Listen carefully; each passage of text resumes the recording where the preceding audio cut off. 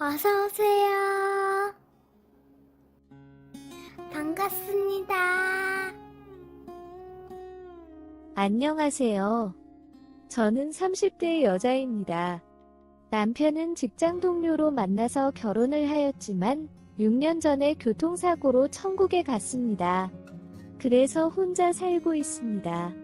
처음에는 갑작스레 혼자가 되니 어떻게 살아야 하나 막막하기도 하고 죽은 남편이 너무 보고 싶어서 울기만 했습니다. 마음의 안정을 찾기 위해 몇 개월 동안 휴직을 하였지만 저는 슬픔에서 회복하지 못했고 집은 물론이고 같이 다니던 회사 근처만 가도 남편 생각에 하염없이 눈물만 흘렸습니다. 결국 퇴사를 하고 같이 살던 집도 정리한 채 아무런 연고도 없는 조용한 시골 동네로 무작정 이사를 갔습니다. 그렇게 제가 이사간 집은 어느 정도 텃밭도 있는 작고 오래된 농가주택입니다. 한 번도 농사를 지어본 적은 없지만 남편이 나중에 늙으면 귀농하고 싶다는 말이 생각나서 이사한 집입니다. 이사 온 첫날부터 잡념이 들지 않도록 눈에 보이는 대로 일하기 시작했습니다. 방법이 맞고 틀리고는 중요하지 않았습니다. 그냥 그렇게 해야만 제가 숨도 쉬고 살 수 있을 것 같았습니다. 인터넷으로 배운 엉터리 기술로 혼자서 밭도 갈고 이것저것 심어도 보고 대부분이 죽거나 썩는 등 실패하였지만 제 기준에는 나름의 성공으로 농작물을 얻기도 하였습니다. 그리고 오후에는 집 근처 휴양지에 있는 카페에서 일을 하였습니다. 언제까지 경제활동도 하지 않은 채 지낼 수만은 없으니까요. 현실적인 문제들은 제가 처한 상황을 고려해주지 않았습니다. 그렇게 몇 개월째 정신없이 살던 중이었습니다.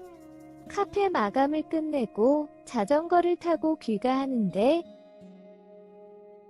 동네 어르신께서 제가 사는 집을 가리키시면서 여기 사는 처자가 제가 맞자고 물어보셨습니다. 저를 한번 쳐다보고 집을 한번 쳐다보고 다시 한번 저를 한번 쳐다보고 다시 한번 집을 쳐다보시더니 그냥 가시는 것이었습니다. 이상한 어르신이라고 생각을 하고서는 집에 들어와서 씻고 서둘러서 밥을 챙겨 먹었습니다.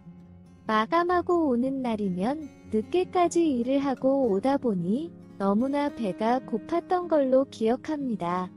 밥을 다 먹은 후 쉬고 있는데 아까 집 앞에 뵈었던 어르신이 자꾸 생각이 났고 저도 모르게 제 집을 돌려보기 시작했습니다. 언뜻 보면 귀신이 나올 것 같은 흉가 같아 보였습니다. 확실한 것은 절대 사람이 살 것 같아 보이지 않았습니다.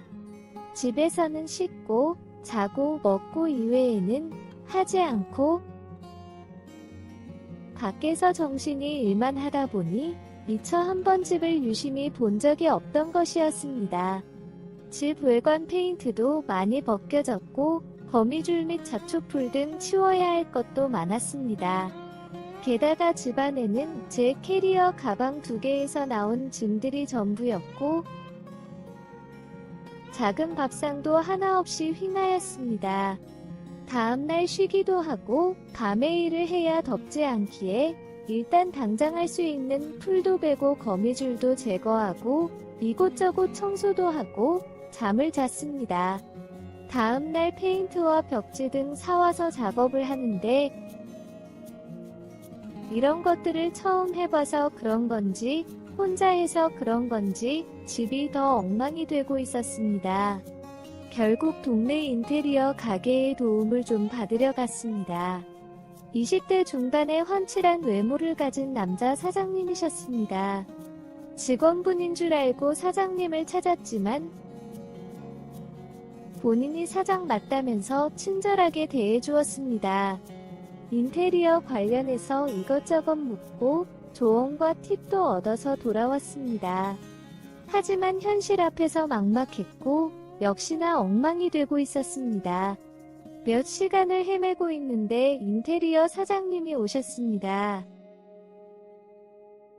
자신감 없게 돌아가는 제 뒷모습이 신경 쓰이셨다고 하시면서 입고 있던 재킷을 벗어놓고 일을 하시기 시작하셨습니다. 이 정도 작업이면 돈을 받고 해주는 것이 맞지만 저한테 관심이 있어서 시원한 냉커피 한 잔에 해주는 거라며 더운 데서 일하는데 냉커피도 한 잔 안 줄 거냐고 장난을 걸어오는데 귀여워 보였습니다.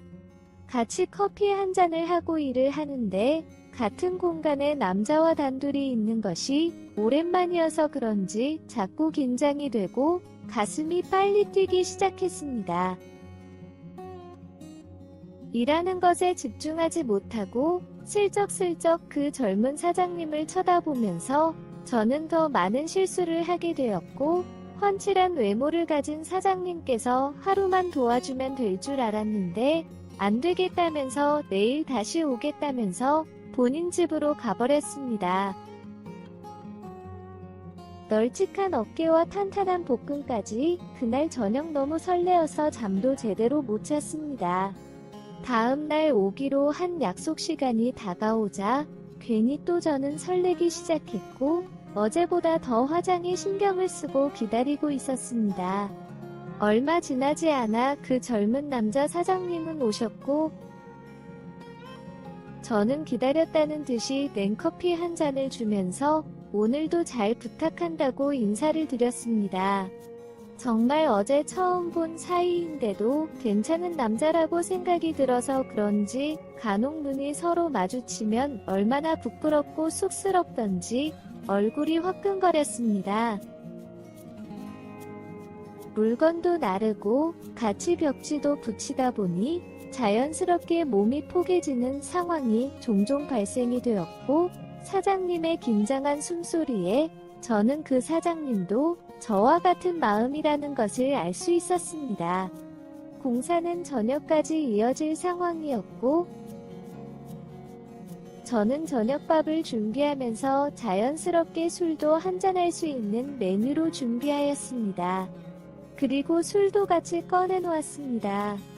피곤해서 술 한 잔 마시면서 해야겠다며 마시는 사장님의 말에 저도 맞장구를 쳐주며 같이 마셨습니다. 다른 마음도 가지고 있는 것이 느껴졌지만 일단 저 혼자만의 착각일 수 있기에 모르는 척하고 마셨습니다. 한두 잔 마시면서 저녁을 먹다 보니 술도 오르고 몸도 피곤하니 사람이 점점 더 지치고 처지기 시작했습니다. 아직 공사는 마무리가 되지 않아 집은 엉망이었고 편히 누워서 쉴 곳도 없는 상태였습니다. 젊은 사장은 자기 집이 여기 근처라면서 같이 가서 좀 쉬다가 와서 야간 작업을 하자고 말을 하였고 저도 못 이기는 척 같이 따라서 젊은 사장님 집으로 가게 되었습니다. 남자 혼자 사는 집이라서 그런지 수컷의 냄새가 조금 나긴 했지만 나름 깔끔하고 잘 정리되어 있었습니다. 소파 기대어 잠깐 잠이 들었는데 남자의 손길이 다가오는 것이 느껴졌고 지금이 바로 그때라고 생각이 들었습니다. 고민하지 말고 다가와도 된다고 하자 천천히 저에게 입을 맞추기 시작했습니다. 그러고 나서는 저에게 낮에 아껴줬던 힘들 다 쏟아냈습니다. 몇 번의 힘을 더 쏟아내고 나서야 같이 잠이 들었습니다. 그날 이후로 저희는 썸을 타는 사이 되었고 몇 년이 지난 지금은 거의 동거하다시피 잘 만나서 지내고 있습니다. 오랜 시간 서로의 과거에 대해서 이야기를 나누었다 보니 제가 이미 한 번 결혼을 한 여자인 것도 전 남편과 사별을 한 것도 그래서 아직 제 마음속에 전 남편이 있는 것도 다 알면서도 다 이해할 수 있다면서 자기였어도 그럴 것 같다며 당연한 거라고 하였습니다.